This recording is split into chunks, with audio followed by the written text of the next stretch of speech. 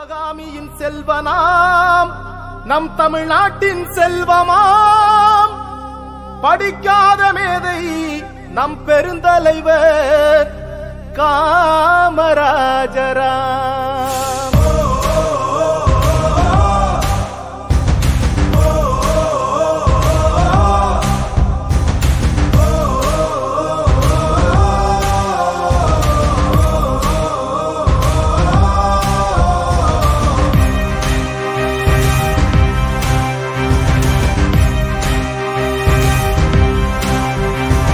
கர்ம வீரரே கர்மசீலரே மக்கள் மனதில் வாழ்பவர் நம் காமராஜரே.